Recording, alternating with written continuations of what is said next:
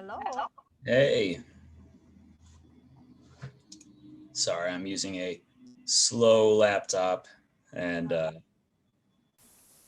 processing all sorts of different things at the same time. No worries on my end. For sure. How you doing? How you doing? Pretty good. How you guys doing? Doing pretty Good. good. Congratulations, Your Excellency. Thank you. She's been a busy bee. I've been a very busy bee. Yeah, I've decided if you're stepping up as Baroness, you should also not allow yourself to take on 2 scroll assignments. That was a bad idea. We're gonna give it a couple minutes and then we're gonna start. So 11:32, we'll kick it up. Yeah, we definitely get a lot of traffic on the YouTube videos after I post them. I think maybe that makes it a little less likely for people to show up to the regular class because they know they can just go to the YouTube. Yeah, especially the West Coast Tattersall folks.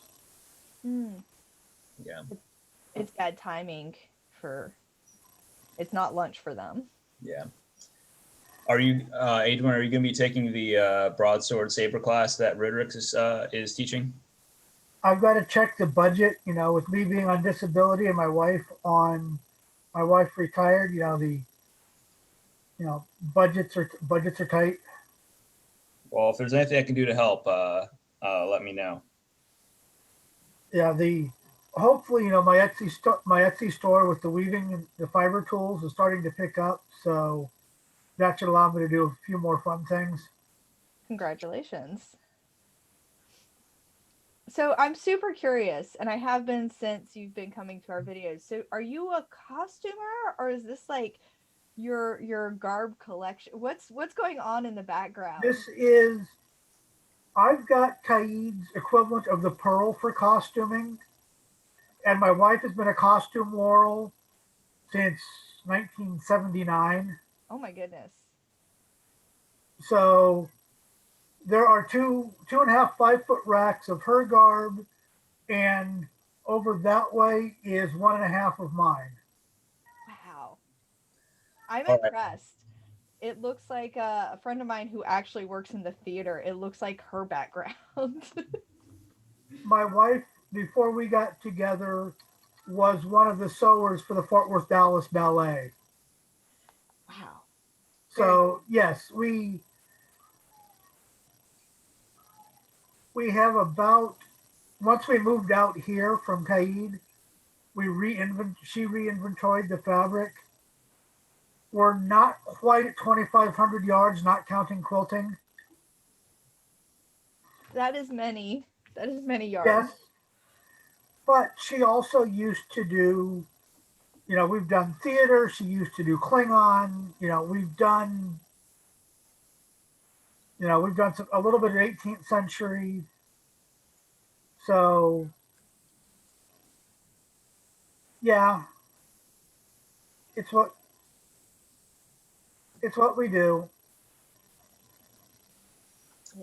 All right. So let's start this up. I'm going to mute both of you until we get into my stuff. So until we get into the other stuff. So let's do that. All right. So the purpose of this class is to review Thibault's chapter 33 on where he reviews fighting Fabris fencers, or at least in his framework. So what Fabris is, what Thibault is. So Thibault was a Dutch merchant in the early 1600s, and he learned fencing in the Netherlands. Then, during the course of his career, he went to Spain and learned a little bit of destreza when he was in Spain, moved back to the Netherlands, and then published his manual in 1630, which kind of goes over his full system. And some people categorize it as dystryza. Some people categorize it as something a little bit different with, frog DNA of dystryza. But in chapter 33 of his manual, he talks about the fencers of Salvatore Fabris and goes over a sort of a decision-making tree as well as his theory on how to fight Fabris fencers. And what we're going over today is chapter 33 from Thibault, and really going through what he says. And I will be describing, really taking it at face value, what Thibault says, and then Letia will go over what an educated and trained Fabris fencer would do in response to what Thibault is describing. So I'm going to share my screen, and you can see my slideshow.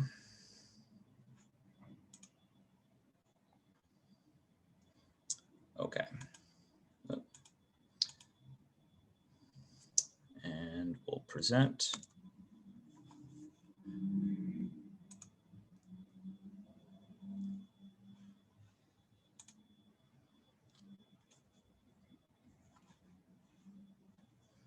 Sorry. All right, here we go. So you can see that we're using the John Michael Greer translation from 2017 of Thibault. This is the plate for Thibault. And one thing about Thibault is, just for academic purposes, Thibault was his manual, the Académie d'Espée, was the most expensive manual of the 1600s, of that century. It was this grand, huge manual, and I've seen an original. One of my friends in San Diego owns an original of this manual. It's huge and it's detailed and it's ridiculous. He micromanaged the hell out of all of the imagery that he did. And when you're looking at these plates, understand that this is a very large book. So when you're looking at Thibault, you got to understand that it's not the size of an 8 by 11 and a half, or an 8.5 by 11. It is a large book. And when you see these large plates, you got to understand that these are the different circles that he describes within them. So in chapter 33, you can see on the bottom right, that's where it starts. And each one of these is 1, 2, all the way on up to 13 and 14 in the upper left. And we're going to be zooming in on this. I got this from the Dutch National Archives, and they have high-res scans of it. So just like a lot of fencing manuals, Thibault starts off with an overview of his concepts for chapter 33 right here. And he's a very verbose teacher. So what I did was, for the purposes of brevity, I highlighted really kind of the no shit of what he's saying amongst all the flowery words. So when he's talking about Fabris, his perception of Fabris, and I have reason to believe that his perception of Fabris comes from meeting Fabris fencers, maybe not even very good Fabris fencers, and his perceptions of them, rather than necessarily reading the manual itself. So you can see that's highlighted. He says when he's describing Fabris, he says he thinks it impossible. He thinks it impossible to vanquish the enemy except by agility and quickness, or by constraining him by the promptness of feints to commit some mistake. Of this we cannot approve, for we do not prevail solely because of the opportunities the enemy presents to us, but we also teach ourselves to form a plan, to pursue it against the enemy's will, and to achieve it without any accident being able to hinder it. And then he talks a little bit about his some of his previous stuff that he's been teaching. And he says, one ought, above all else, to take care that the point of the sword remains in one's control by turning the hand to the right, to be able to be sure the adversary cannot duck his head under it, or parry to one side so he can lodge himself inside the angle. And one thing that maybe you can see just looking at this is that a lot of this is really what Fabris is saying. I would argue that Fabris does not say that you're defeating the enemy by agility or quickness, and or by capricious mistakes. That from what we've described so far, Fabris is setting up angles. But this is Thibault's perception of Fabris fencers, which maybe he met bad Fabris fencers, or maybe he met people who said they were doing Fabris as kind of like a bluster or an augmentation of what they kind of their fencing resume. But his perception is that Fabris fencers are kind of using our attribute fencers, using speed and using quickness, and doing feints without necessarily setting up geometric advantage to it. Letia, do you have any thoughts about that?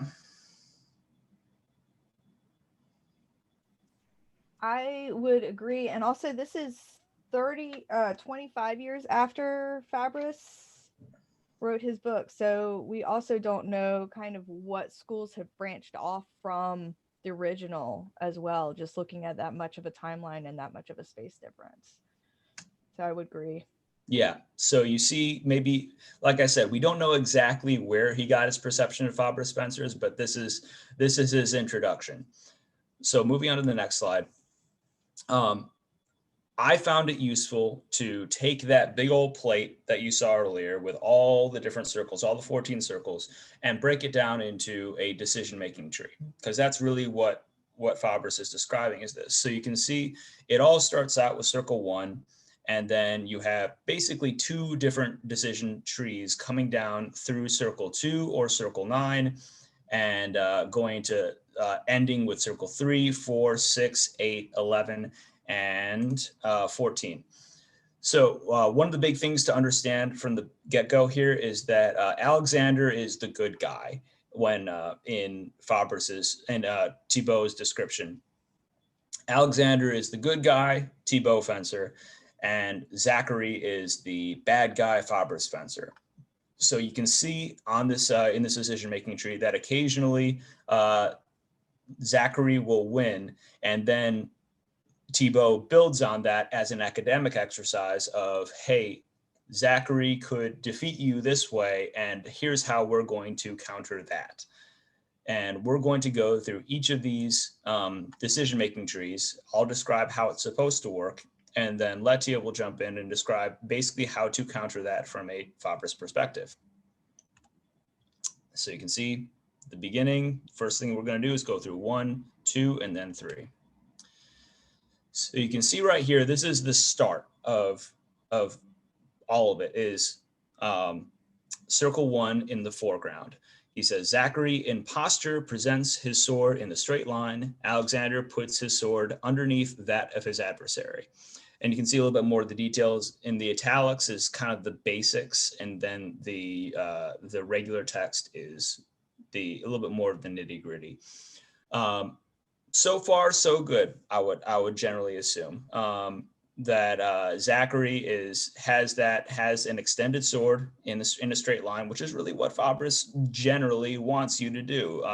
So having a little bit of a lean body, not maybe as much as you see in some of Fabris's manual, but like we described earlier in the 1601 version, maybe not as much lean forward, kind of what you'd see in the Naked Babies version. So far, so good. This is the basic start of all this. You can see that Thibault has a relaxed upright stance with his offhand just kind of dropped to his side, and his sword is underneath the Fabris fencer, Zachary, as a setup. So we'll go into the circle number 2, which is the start of the first 4 trees. And so he says that Alexander proceeds, bringing his point above and then covering his adversary's foible with his forte, turning his outside quillion up.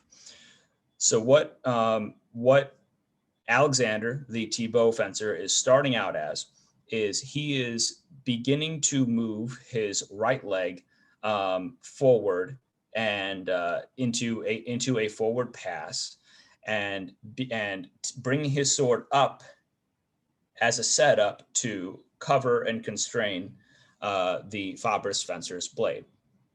And this is the beginning of those first parts, and you'll see some of the divergent concepts going off here. So you can see, basically he's beginning that forward motion. Now this is the conclusion of the first tree. And in this concept, he says, as Alexander carries his upraised foot forward, Zachary, which is the Fabris fencer, steps to the inside in the same movement, thrusting in a straight line at the opponent's chest. Alexander, graduating his adversary's blade and catching it, wounds Zachary in the face, then pierces him with rigor through the head. So the important part here is that the Fabris fencer, let's see. So Zachary, in the same time, steps to the inside with the right foot, thrusting with his arm extended in a straight line to his opponent's chest. So the idea here is that the Fabris fencer is in response to the Thibault fencer doing a pass forward and trying to achieving superior leverage, gaining his opponent's blade.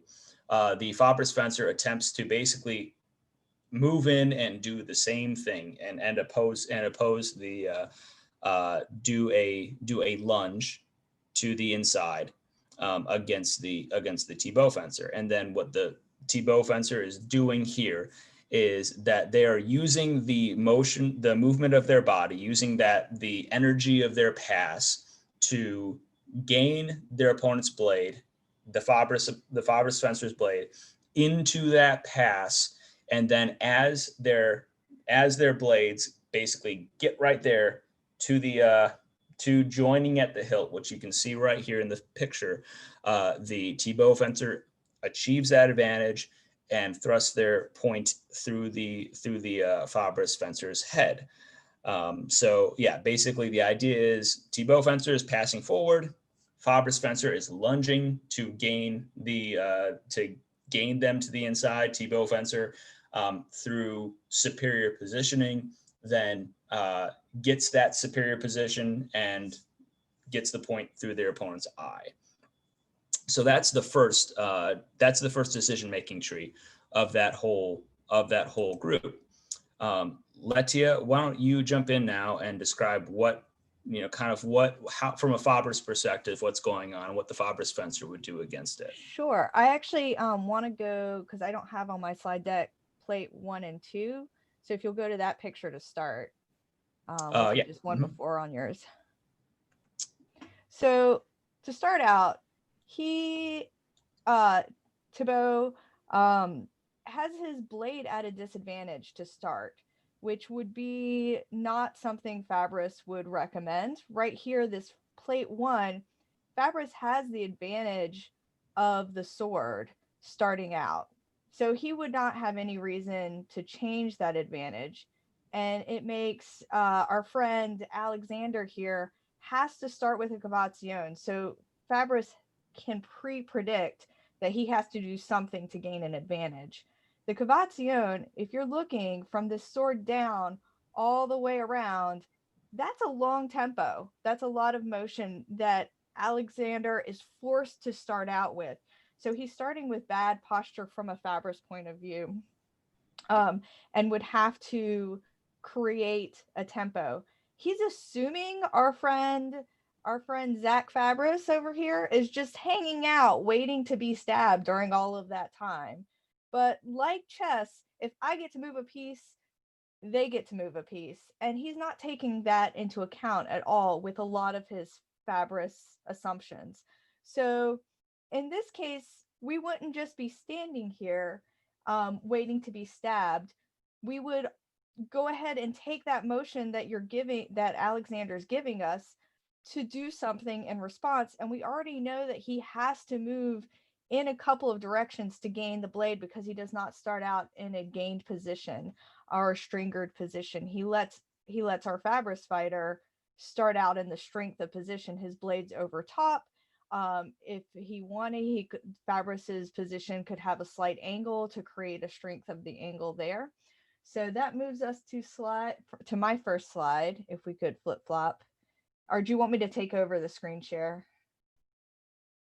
You're on mute still. Haha, flip flop. Thank you. So if you look here, plate 25 pretty easily describes what to do when your opponent starts out with a cavation.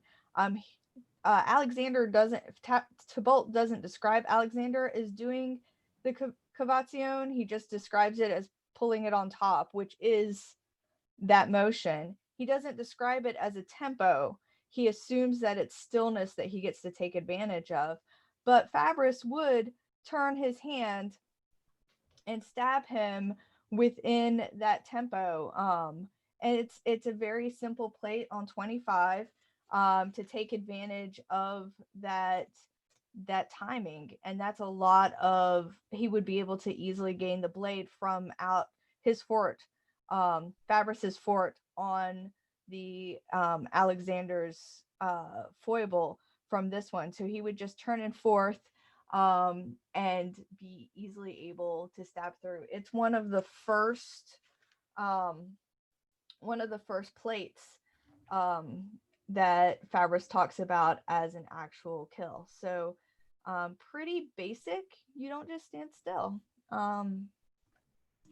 So you gained advantage of the tempo. Anything else to add? Yeah, so one thing that I will say is that when you're looking at Thibault and Thibault's system versus an Italian system, one of the big differences that Thibault likes to include is the idea of kinetic movement, is that he will use his footwork and the momentum of that footwork as kind of an additional factor for what he'll use for a blade advantage. So I'm going to stay on this slide real quick because this shows a really good example of the differences here.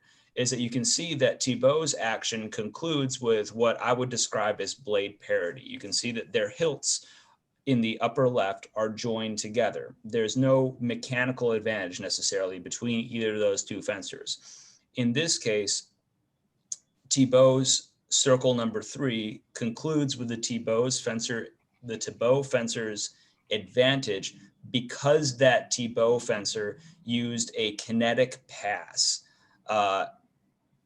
in opposition to the Fabris fencer's lunge, and had superior kinetic energy, and at least as Thibault describes, gained his opponent's blade earlier than the Fabris fencer was able to kind of try to achieve superiority of the opponent's blade. So that kind of gives a little bit of an idea of how Thibault, of an additional factor that Thibault likes to include, which is that kinetic movement and using your footwork rather than the structure of your body necessarily, and the momentum of your body he'll use to set up the advantage of an exchange.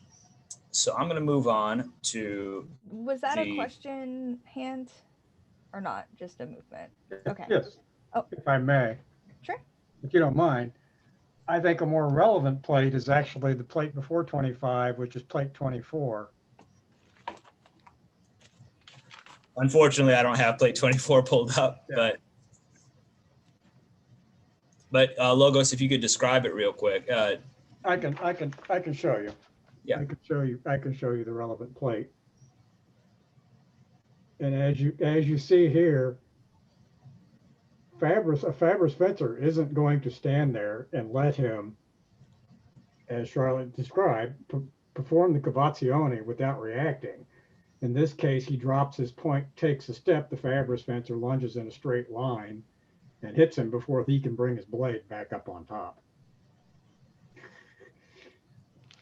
That's a good point. Fabris is all about seizing very small tempos. And the Thibault fencer moving his foot to come forward is a huge tempo that the Fabris fencer will seize. Yeah, I that's think. Oh, go ahead. no, that's definitely true. I mean, because Fabris talks about tempi in tiny little concepts as far as just raising your foot and setting down your foot, and or taking the weight away from one foot and setting it down on the other foot. You know, those are tempi to Fabris. So yeah, definitely good point. I think both wind up relevant depending on what angle he starts that cavazione at, because Right. because of how low it is. Plate 25 is if you're slow on, if you don't catch it while it's down, you catch it, you turn your hand. I mean, in plate 24, he's attacking in terza. If he manages to pull the cavazione all the way, manages to get the blade all the way up, then you're in quarta, and you still have the advantage coming. And you push him out of line when you hit him. Yeah. Right. So we'll move on to the next series of what he describes. So this starts out. All right, so we've gone through that first tree. Now this goes through same deal, circle 1 to circle 2, and then moves into a different idea. So in this case, the Thibault fencer begins that pass with their right leg and begins to move their sword up to cover the Fabris fencer's blade.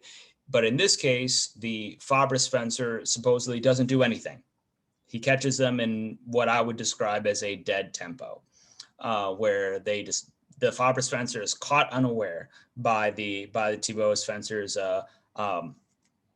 pass. So in this case, the idea is that the only real difference that I can see in how this happens. So he says, Alexander having superiority over his opponent's sword, as said in circle 2, and seeing that Zachary attempts nothing, advances arm and sword, putting his forte against his adversary's blade. Graduating it, he makes an estocade of first intention through Zachary's head. And let's see, you can see that he says, as Zachary waits, Alexander carries his right foot further forward, moving along with his body, pausing a little before letting his weight fall forward off his balance in order to be able to achieve better guard against anything his adversary might choose to attempt against him. And actually, that sentence is very important as a setup for Thibault's kind of ideas of when Zachary wins against Alexander in these in the next two ideas, is that Thibault wants Alexander, his fencer, to, as he's making that step forward, to pause and make an evaluation and make a decision about what the Fabris fencer is doing in response to that attack. And basically, when in Thibault's concept, when the Thibault fencer fucks up, it's because he doesn't take that pause. He doesn't assess that. He doesn't make an assessment as he's taking that passing step forward.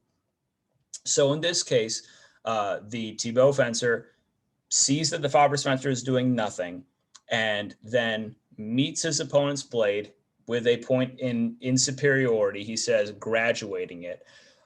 In this case, it means a little bit different than how an Italian rapier fencer would look at it, because the Thibault fencer very specifically uses his quillions as a means of leverage. So he said, you can see that that you can see toward, I say, the last third of the text. He says that seeing that Zachary waits, he advances his body along his arm and sword, putting his own forte against his adversary's blade, graduating the latter with the inside quillion. The idea here is that he's using the quillion of his blade rather than necessarily the blade itself to achieve that advantage. And once again, as a larger concept for Thibault, Thibault is very prescriptive about exactly what kind of sword he wants you to have. And that is a straight Quillian blade that doesn't have a knuckle guard, doesn't have a knuckle guard, and then he's using his grip in a kind of a thumb along the blade sort of grip. But anyway, that all being said, the idea is that he's achieving that advantage not just by the blade, but by kind of catching his opponent's blade with the crux of his Quillian and his blade. Boom, and then moves forward, achieving that advantage. So I'm going to turn it over to Letia for her thoughts on this. So this one had so many flaws in how you would even approach this from an Italian style, to how you would get in this position of being deadified, that I couldn't even find a single plate that would kind of suggest all of this. So I did show the screen, but we don't actually have to go to my slide because it just is the picture here.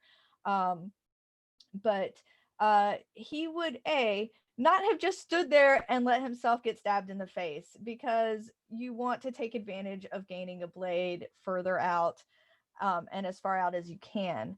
And there were many solutions that Fabris has leading up to before you would get to this point of Quillian on Quillian, including turning the angle to be able to stab him simply because that would gain the blade and let you slide your fort over his foible and maintain the blade throughout.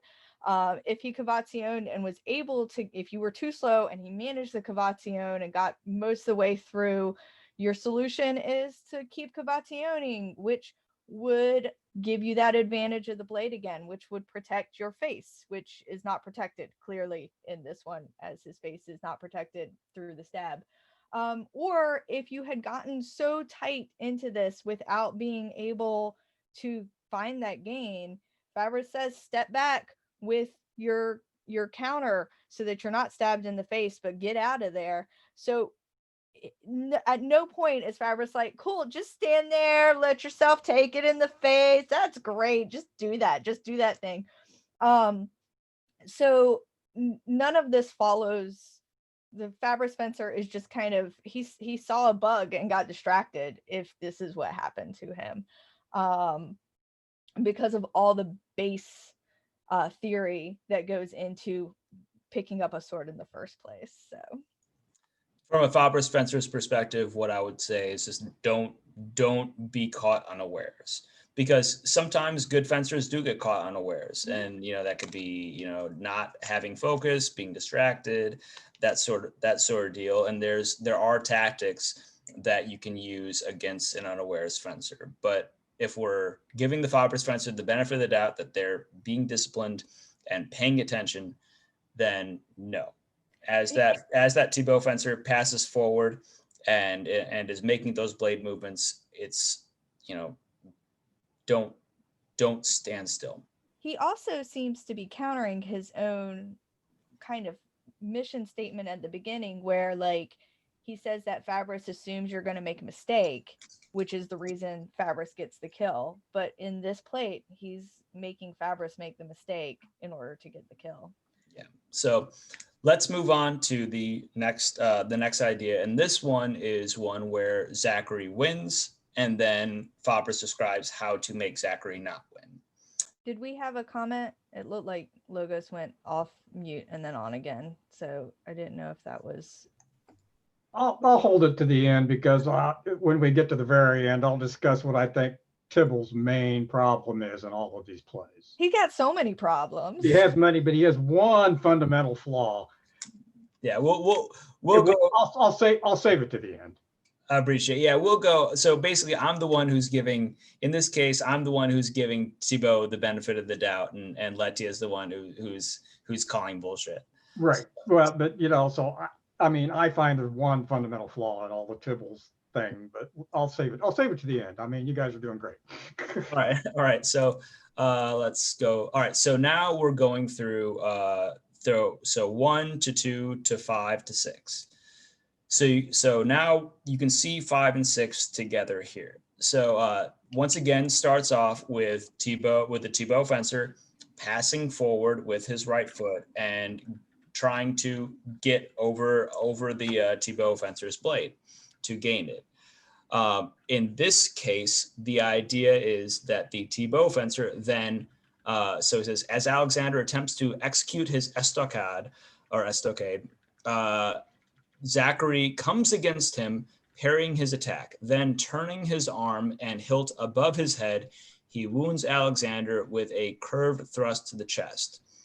This is put here to show Zachary's intention, which he would be able to execute if his adversary makes his estocade a first intention without being on his guard. Sorry, just take a look at the chat real quick. All right. So what's going on here is that the Fabris fencer, you can see that his left foot is now forward. So the Fabris fencer is passing forward in response to this, to the Thibault fencer's pass. He parries the attack. So we can assume in this case that because of the final positioning of the blades, you can see that the Thibault fencer is still to the inside of the Fabris fencer's blade. So we can assume that the parry happens to the inside of basically the parry happens by the Fabris fencer to the inside, and then the Fabris fencer turns that into a thrust while kind of keeping his hand available in response to the Thibault fencer, and then turning into his chest. So the idea here is that the Fabris fencer is relying on being earlier is making the action earlier on into the tempo, and they're making that parry, and then they're going in there. And Leccia is probably going to go into this. I would argue that a good Fabris fencer is going to make that parry instead of to the inside, to the outside, because you can see at the conclusion of that attack, that Fabris fencer has the Thibault fencer's blade still between them and their own blade, which is not maybe so great of an end state. But you can see here that when Thibault describes how he would counter that, is the idea that, once again, as I described earlier, how Thibault ascribes the error of the Thibault fencer in all of that is that the Thibault fencer basically launched forward into his pass without regard to the Fabris fencer's counter. In this case, the Thibault fencer pauses as he begins that pass. And as that Fabris fencer attempts the parry, so he says, Alexander, making the estocade of the first intention, does not thrust resolutely until the point of his blade comes past the middle of his adversary's arm. So basically, he doesn't try to conclude that thrust, his thrust home, until he gains well advantage of that blade, until he really gains, from an Italian perspective, until he really gains the Fabris fencer's blade. And then that Fabris fencer kind of continues on into that pass, and the Thibault fencer. We'll go. So until the point of his blade comes past the middle of his adversary's arm and finally wounds him, graduating and advancing his body with the counter curved thrust through the chest.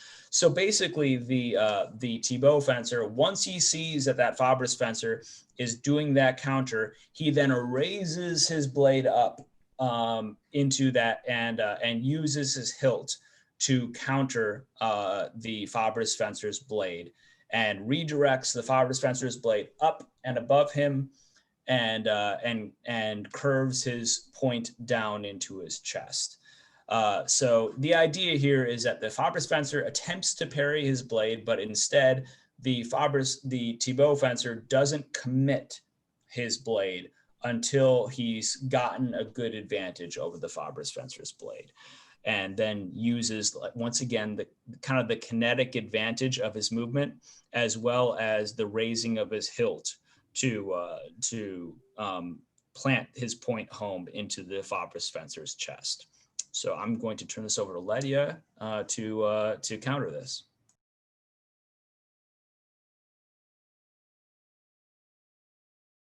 You're still on mute, Ledia. I'm going to start by unmuting, and then I'm going to start with 6. So in the, and we're going to pull up my slide number 6. Your slide 6? Yeah. Okay. Because we start with 6 on that one. Is this it? Yes. Okay. All right. So this is looking at plate 27. And as Julian was talking about, you would have, instead of allowing, you know, your sword just to be out there without having anything to parry, if you were to turn your wrist as the Fabris fighter and step aside, you would gain that blade advantage and be able to come in further out on the foible. If he had started with the Cavation, which they showed in I'll be right back. 2. You can keep going, Letia. Cool. In 2, it would have given you time to do the Cavation, get on the outside of the blade, and not allow yourself to be forced into this position. And would have given you the strength of the blade by the blade mechanics, which of course in Fabris is faster than a foot tempo, which is going to be your longer measure. So that's what I would personally answer to the proposed plate. Even though they don't look the same, it's because they're assuming that the Fabris fencer is just kind of standing there, kind of, you know, letting this happen, letting his blade be taken by the step motion, when the Cavation would be the correct answer. And then if we go to plate 7, now that I see Julian's back, this is the one that describes the Fabris fencer. And I think I actually had come up with a different, nope, this is the right plate for that. So this is what would have been a better solution is, and it shows kind of the more beginning position for this action, is that you would gain the blade further out. You would have it, the foible stuck within the fort. And remember, Fabris's thought is where your point crosses with your foible, that's where your fort should end up. So in this case, his fort has ended up on his opponent's foible, where he would have crossed before Alexander had time to move and step in. He would have done this during the tempo of the Cavation to get into this position initially. He would have crossed that blade and come forward, which gives a little more information to how this 7th circle came to be. It gives you more of the tempo and more of mechanics of why it would work. And if you look at the hand positioning, in the 7th one, he is in a true second, but he doesn't necessarily, he's so far under the blade that it still seems like he wouldn't have had the blade mechanics, where in the actual Fabris plate, you can see that he's got the blade mechanics, and he also has his body a little further out of the way than it shows in the circle itself. So that one actually I think is really similar to the Fabris one, but the Fabris one has better mechanics and shows kind of where the tempo would fall a little better. Yeah. All right. So we've seen what Fabris does, what Thibault does from those.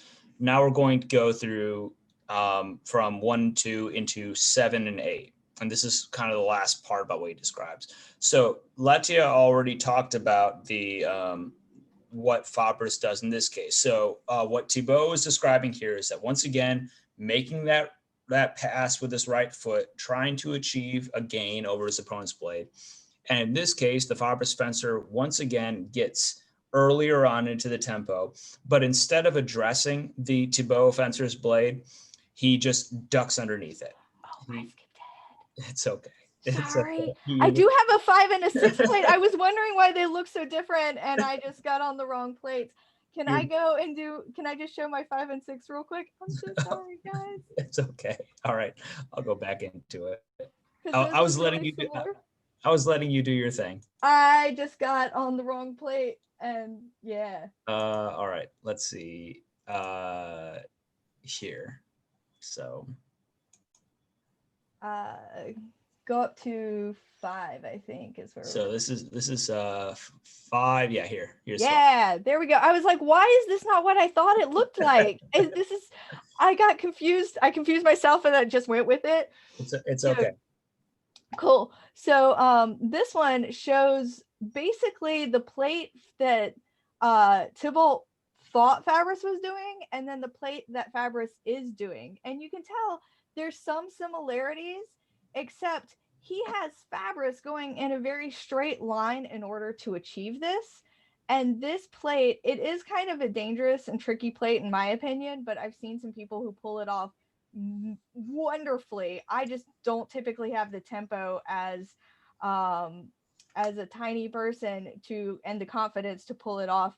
But the Fabris plate, if you step far enough to your left, you can get your body out of the way and duck under while stabbing the person. I have to shout out to Armand because he does this all the time and does it very successfully, where the sword passes over his shoulder because of how he ducks down, pulls his body out of the way, and because of where he's putting himself past the opponent's blade, he is perfectly safe and comes through.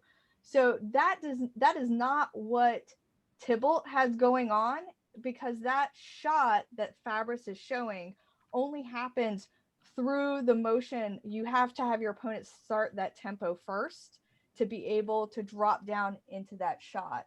And he is assuming, Thibault is assuming, or Thibault, or I watch Princess Bride too much. He's Thibault forever. I'm sorry.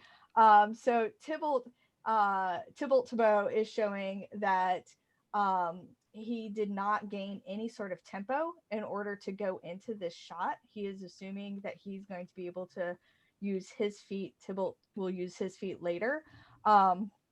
So these are the most analogous for what Thibault is trying to show, even though it doesn't show the true dynamics of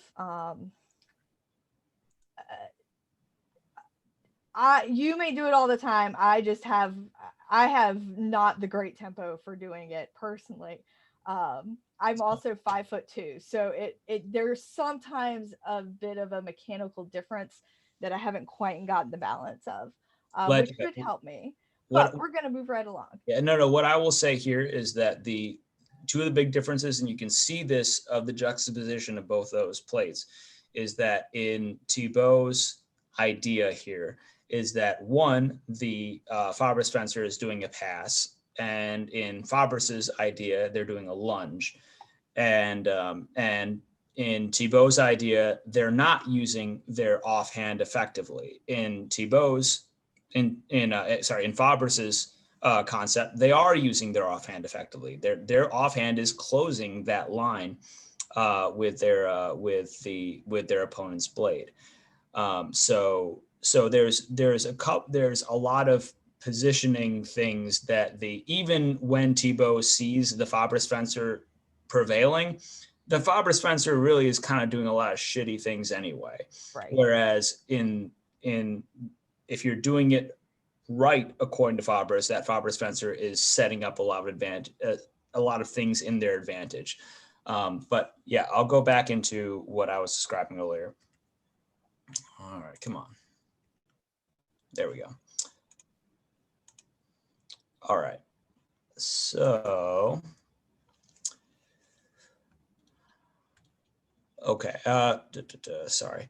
All right. So in this case, what's going on here, like I said, is that the Fabris fencer in in circle 8 is that Thibault fencer is trying to achieve that gain, and then the Fabris fencer just straight up ignores that and ducks under that that thrust by the Thibault fencer, and just boom, drives their sword all the way through their opponent's sternum. And with that's happening with a pass of the Fabris fencer. So Zachary wishes to make a curved thrust under the opponent's blade. Alexander puts his As Alexander thrusts resolutely without pausing, Zachary, while his adversary's body's off its balance, leans his body and head under his opponent's blade, then wounds him with a thrust to his chest. This has permitted Zachary to show that one must never thrust too quickly from the first instance because of the danger therein. So once again, like Fabris was saying, like Thibault was saying, that Thibault fencer didn't think as they were passing forward. They just went fully into the execution phase without the assessment phase. And so you can see in circle 8 to the left here, if that Thibault fencer does assess as they're making that pass forward, where they pause as they're making that pass, and they see that Fabris fencer ducks underneath their blade and fully ignores it, what they do is Alexander puts his hilt on Zachary's blade and graduating it wounds it to his face. So in this case, what the Thibault fencer does is they basically see that Fabris fencer is ducking under his blade. So he just places his hilt on top of it, pushes it down, and then puts his point into the Fabris fencer or Zachary's face. So that is what his concept of plates of circles 7 and 8. Now, Letty, did you already talk to that, or do you want to expand a little bit more on that?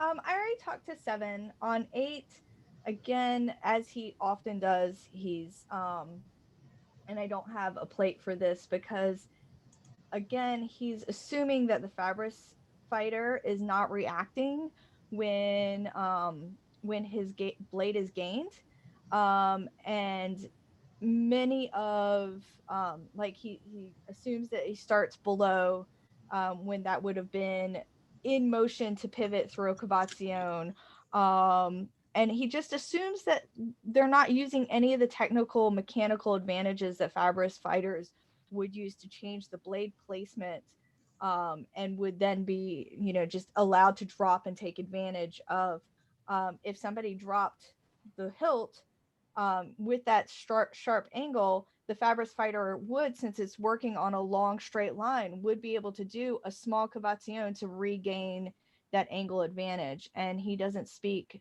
to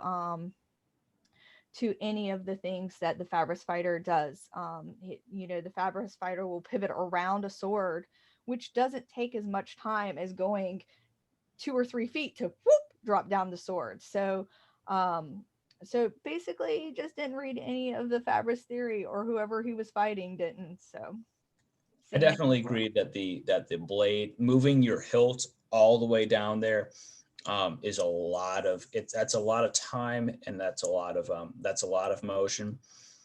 So I would say that even if you're taking Fabris fencers outside of the equation, just any high quality fencer is probably going to do something during the course of moving your hilt over that large distance. Mm-hmm. So I'm going to jump back into the second part of what Thibault talks about, which is the plays that work on kind of a different paradigm. So you can see right here, now we're starting from circle 1, where they just start in their, Thibault and Fabris stance. And now we're going into circle 9, which in circle 9, the idea is that in response to that Thibault fencer beginning that pass forward, the Fabris fencer then basically moves his sword down into a low guard and leans his body back. So that's the start for the next two trees. You can see then that so Alexander wishes to cover his adversary's sword as described in Circle 2, and Zachary turns his point down to the inside. So Zachary, the Fabris fencer, basically takes his blade away from the Thibault's fencer's attempts to gain it by moving it down into a low guard, which is kind of I'm not sure if a Fabris fencer would really do that.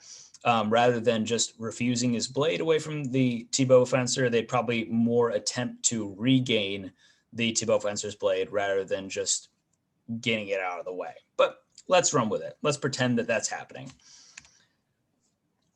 All right, so this, in my opinion, is probably the most accurate, this is what an Italian fencer might actually do against a Thibault fencer trying to do this. And you can see in Circle 10, so Thibault describes, Alexander pursues promptly, thrusting in a straight line at his adversary's chest between the arm and the sword. And as his body falls forward, Zachary brings his sword into quarta, escaping his adversary's attack and wounding him in the chest. This is here to show the danger here in thrusting resolutely from the first instance and showing what can be done against it. So just like all the stuff that Thibault has been describing before, Thibault describes his fencer's main error as being that fencer doesn't pause into that pass and assess what his opponent does in response to it. And in this case, what the Fabris fencer does is he does a girata or an inquartata, which, one could argue the differences between the two, but for this case, he passes with his rear foot to his right and turns his blade into quarta. Now you can see in Circle 10 that rather than opposing his opponent's blade, he's just straight up going right into his arm, which is kind of, but at the same time, the fundamentals are somewhat sound. The idea is that Fabris fencer is meeting their opponent's force with a superior force and turning their body to basically away from it. So you can see passing with their rear foot, doing an inquartata or a girata in response to it. You can, for academic purposes, pretend that the Fabris fencer is still opposing their opponent's blade. And then what Thibault describes as his counter to that is, once again, that Thibault fencer pauses into his pass, sees that the Fabris fencer is attempting that inquartata, and the Thibault fencer then, so Zachary, thinking that his opponent's adversary will thrust at him, straightens his body and thrusts at Alexander's chest with an extended arm, once again attempting that inquartata. Alexander, once his adversary's point has passed his hilt, so basically once that Fabris fencer or Italian fencer has begun his inquartata, that Thibault fencer counters his adversary's foible with his blade and then wounds him in his face.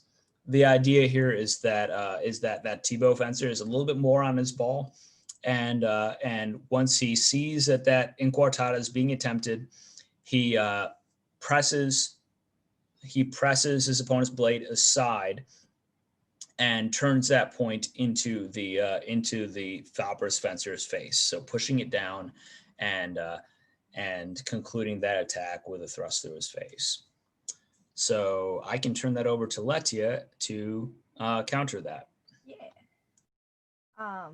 So I'm going to start with my set of slides on 9T. Cool.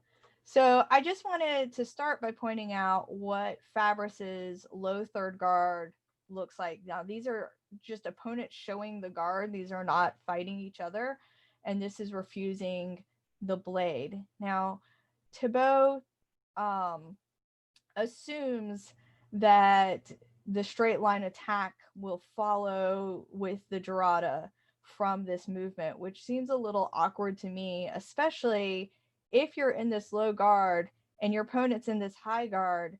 A turn in fourth would allow that straight line attack and the gain of the blade, and the straight line of the blade allowing your fort to be much higher than your opponent. So I think the true answer, if you for some reason found yourself in this awkward position where as a Fabris fighter you decided you liked your tip in the ground, which, you know, is a very rare position to want to be in. It does exist, obviously, but it's also a much more dynamic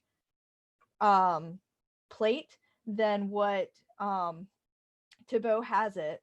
I think the answer, if I were to fight Thibault here, would have been to turn in fourth and to move that straight line attack. It's going to be a much faster position. The next plate that he talks about on 10, he's talking about creating this Dorada, but he forgets that for Fabris's Dorada, it requires some sort of action to tempt that tempo to the outside line in order to be able to gain the blade during the tempo and come through for the Dorada, which would not give time for number 12 to happen, because the action of stabbing is happening during the stab motion. So if we move on to, sorry, for 11, if we move on to 11, this could not happen if you're doing the Fabris tempo right, because you would be gaining the blade during the action of that attack to the side with your fort on their foible as you're turning out, and able to slide and control the blade through the tempo of their action moving forward. Once they're in action forward, they can't stop mid-action to reassess, and if they do, it's just going to give you the tempo of their stillness to stab. So he's Thibault is not taking into consideration, again, like that chess movement, that Fabris is allowed to move during all of these times, and that the main goal is to gain the blade first and move during that gain, as opposed to just stop starting, like taking single pages from a flip book. One thing that I will say is that Thibault's, you can see that in a lot of this stuff, Thibault is getting his fencer really close to the Fabris fencer. Mm-hmm. He's really making that kinetic step way on in. And that can interface with some of the idea, but once again, as from Letia's perspective, as a judicious Fabris fencer, why let them get that close? That's, you know, that maybe that's in a lot of ways the Fabris fencer's answer to a lot of this is just not letting that Thibault fencer get all that close to them. Also with 11, while it looks like he's stabbing him in the face, I'm not sure that angle actually works. I think his sword's actually behind him, which is kind of the point of the Dorada, of keeping it safely, like, not in your face. So that's another thing to point out. It's a pretty precarious angle. Like, there's milliseconds there about whether that would work or not work. But yeah, so I'm going to go into our last series of exchanges here. We're going a little long, but hell, why not? I'm down. All right, so you can see here, this is Fabris's. Once again, we're running with circle 9, where that Fabris fencer steps back as a response to and lowers their guard as a response to the Thibault fencer's pass forward. Except that this time, the Thibault fencer then lowers his guard at the conclusion of his pass forward. So rather than like passing forward, like getting all the way in there, they make more of a judicious pass forward and lower their guard. So yeah, you can see that pass forward ends with them in a guard rather than a concluding action. So Alexander, lowering his sword, puts his number 1 against the number 3 of his adversary. And they're talking about the levels of advantage in your blade. So the Thibault fencer puts his like furthest out point of his blade against the third closest point of the Fabris fencer. So in this case, the idea here is that then the Fabris fencer, in response to the Thibault fencer passing forward and lowering his guard, the Fabris fencer then lunges forward and does a lunge. Thibault doesn't specify the target area of the Fabris fencer's lunge or of Zachary's lunge. Who says Zachary covers his face with his hilt when the swords have come up, thrusting at his adversary's face. So I guess he's doing an upward lunge. Why? I don't know. Alexander at the same time carries his adversary's sword to the inside, putting himself within the opened angle, then subjects Zachary's sword. So you can see in the previous plate, he has his right leg forward, still has his right leg forward, except basically as the Fabris fencer lunges forward, once again, we're looking at the right, he just basically puts his sword on top of his sword. And then he has his opponent's sword in subjugation. And then in circle 14, which is to the left, he then turns that subjugation into a disarm, or into a where he grabs his opponent hilt. So you can see Alexander brings his adversary's sword up with his own. Zachary covers his face, thrusts up to his opponent's face. Alexander at the same time carries his adversary's sword to the inside, pushing himself within the open angle, which then subjects Zachary's sword, gains the advantage, which is what you see in the right.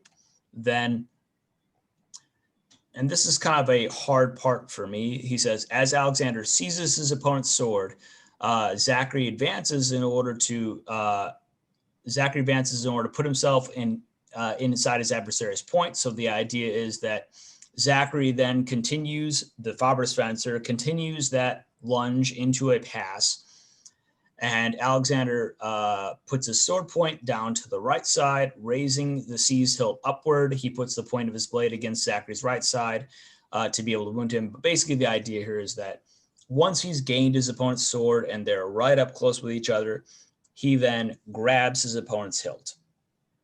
And that, to me, is the most important aspect of this whole business. How he gets his opponent's blade from where it is in 13 to where it is in 14, let's suspend disbelief here. He's making it happen, and there are ways that you can make that happen martially. But the idea here is that gain the opponent's blade, get in close, then grab their hilt. Okay, that makes sense. So that's really the conclusion of the last extent there. I'm not going to take the position of the Fabris fencer. I'm going to let Letia do that because I'm sure she's going to tear this up. Why? Why would you put yourself in any of these positions as a Fabris fighter? That would be my main question. None of this is what you would do as a Fabris fighter. I don't even have plates for this because why are you putting your sword down there in this weakened position?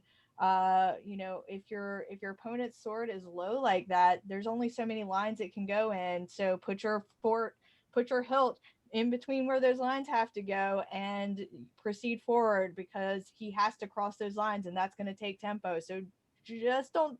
Why are we doing this? So the same, this would not, this plate 13, similarly, he's way too close to not have his sword in an advantageous position.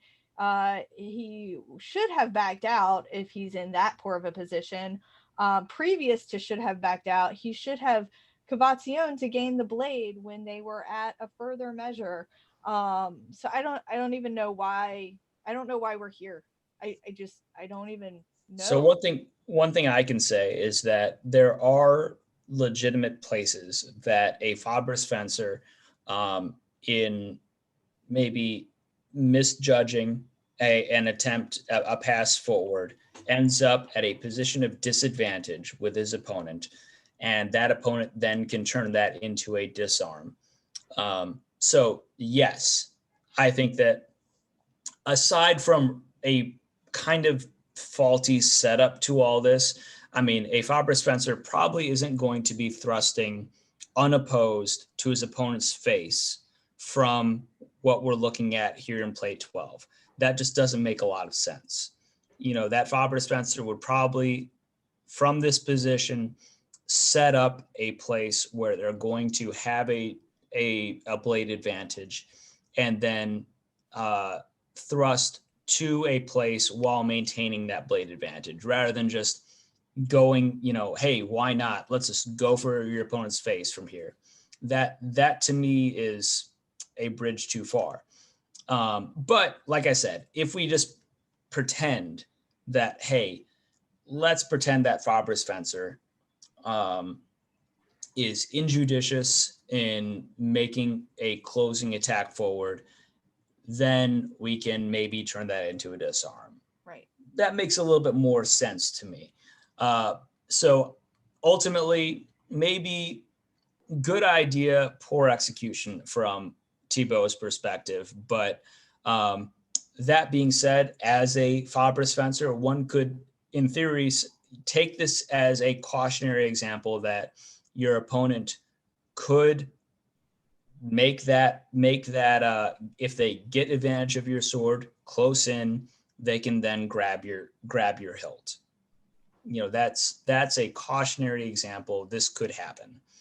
But then it goes back to that he assumes that that Fabris is waiting for mistakes, and I feel like in this plate he is gaining mistakes of the Fabris fencer. So yeah, I would argue that this series of this progression of circles is probably the most involves the most suspension of disbelief from a Fabris fencer's perspective, because of the number of mistakes that a Fabris fencer and kind of just non-Fabrisy things that a Fabris fencer would have to do in order to induce this progression.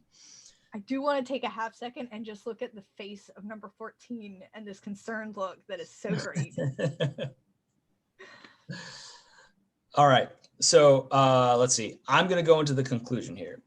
So once again, like the introduction, Thibault is very verbose, but he does say some things that at least have operative concepts. So he says, for even though the sword several places presented by both adversaries in the straight line, nevertheless, the right foot or the left, further forward or back, the body straight, bent forward or back, all that just comes to a mechanical advantage.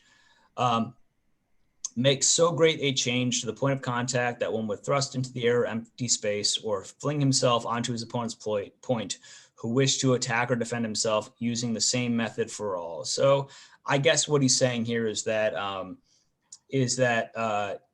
you know, you have to have a geometric advantage for all this, which Fabris would agree with. This may be seen clearly if one considers the human body and how little of it can be covered by the hilt or even by the point of the sword. Thus, to counter with surety, it is not only necessary to search out another path, but also necessary to find without danger by lodging oneself inside the angle of the opponent's sword in order to pursue one's intention in full. So what I got out of that is that you can't cover your body just let's see, by the hilt or by the point of your sword. Which could be maybe a little bit of a criticism of kind of putting your body behind your sword, like Fabris talks about. And then in the second part, it says, on the other hand, if one remembers that the adversary is mobile and may also change his posture according to the occasion, one will find in the end that against one and the same posture, an attack or parry made high or low to the right or left requires an entirely different advance, retreat, or leaning. So in some ways, it's just saying, if your opponent does something different, do something different. So I really didn't get a whole lot out of this last part, other than the idea that, one, you need to have a geometric advantage over your opponent. You can't just rely on your blade in on your sword in a static position to defend you. And really just going from that, I think that that ultimately my conclusion is that Thibault ascribes kind of false paradigms to Fabris on the idea that Fabris isn't setting up advantages like Thibault is also setting up advantages. But yeah, I guess it's what I get out of all this is that this is how a non-Italian fencer or a non-Fabris fencer could, in theory, perceive bad Fabris fencing, and what they may set up as counters to it. So ultimately, do I think that a smart Destreza fencer or non-Italian fencer would use these techniques against a high-end Fabris fencer? I don't think it would work as well. I think that that there requires a deeper level of analysis from a non-Italian fencer in order to counteract smart actions by an Italian fencer. But once again, I think this is useful as an academic lesson in seeing this is what maybe someone who doesn't have a good understanding of really the deeper understandings of the deeper execution of an Italian fencer, what they would do, what they might do against a false perception of that. Letia? I would agree, and Oh, sorry, I muted you accidentally. Go back to it.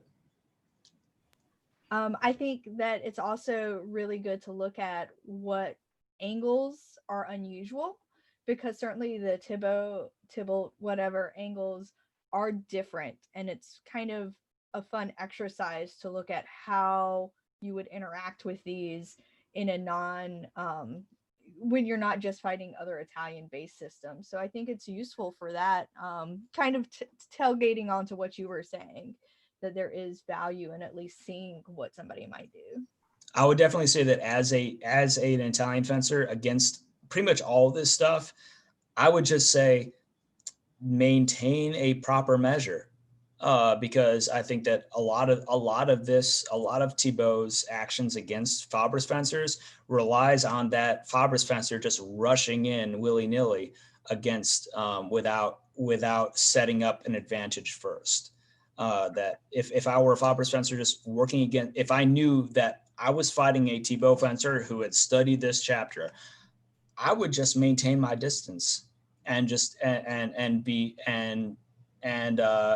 and set up my attacks from a position of advantage and without closing unnecessarily. And trust that your angles work, and that theirs are, even though they're different, you don't have to follow them. Your angles are true. Yeah. So Logos, you said you wanted to add some. You've actually touched on it, and this is the main sin of Thibault in this chapter is measure. Ultimately, an Italian fencer and a Destreza fencer, which I don't consider Thibault a good Destreza fencer, but anyway, work at different measures.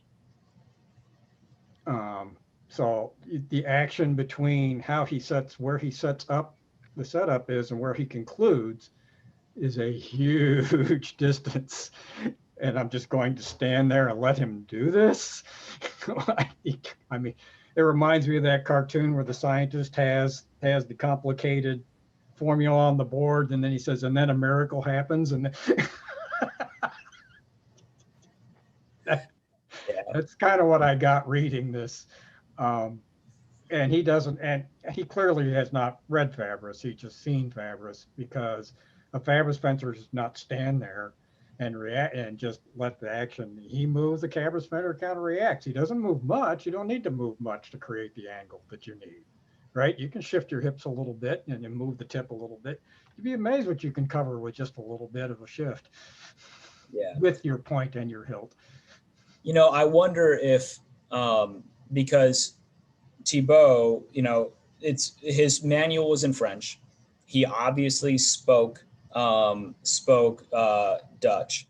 He obviously spoke Spanish. The question is, did he speak Italian, which is what Fabris was published in?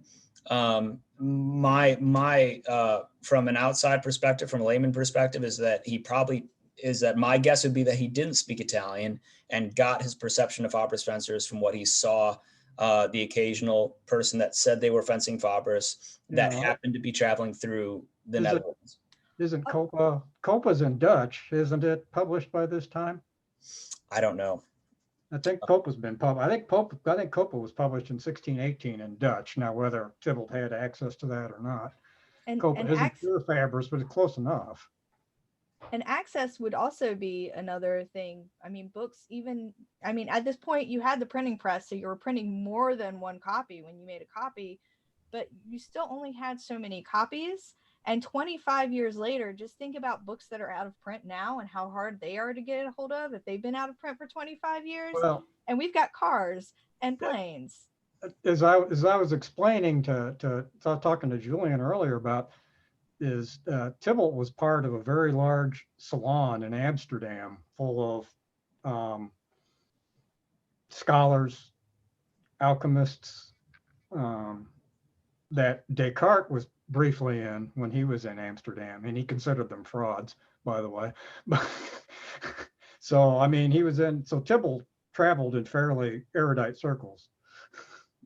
If I were to presume to think about a modern, like, good Destreza fencer who was incorporating Thibault with with their fencing against a good Fabris fencer, I wouldn't see it going down like how you would see in this plate.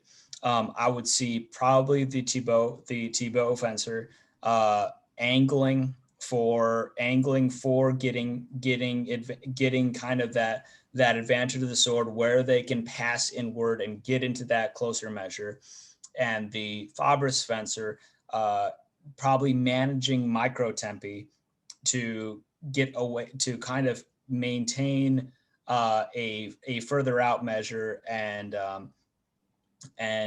trying to pick apart that Thibault fencer. That would be maybe my guess about how a fight would really go down between the two of them, rather than the Fabris fencer necessarily being as complacent to the Thibault fencer as you see in chapter 33. That's kind of that's my conception of how a more mature fight of fencers with equivalent experience might happen. And maybe if you took, like, Puck. That's what we used to call Tuesday night practice here. So yeah. So yeah, if I were to take like Puck or Kai doing that against you, Logos, that would probably be more what I would expect to happen. I practice with Kai every week. I normally do Destreza against Kai just to keep my hand in, but when we fight serious, it's exactly as you described. Yeah. So. All right. Well, hey, thank you for coming. And once again, this is recorded. I'll post it on YouTube, and really appreciate it. We've got one more session after this where we're going to be talking about different manuals that are in Fabris's lineage throughout the 1600s, and maybe what lessons we can learn from that, and what maybe we can see about what happened, what people who were learning Fabris's manual kind of took it and run it and evolved it into. So that's what we got. I really appreciate it. And as always, you can reach out to me or Letia anytime and ask us questions and pester us and tell us how full of shit we are. So anyway. Thank you, everybody. Thank you.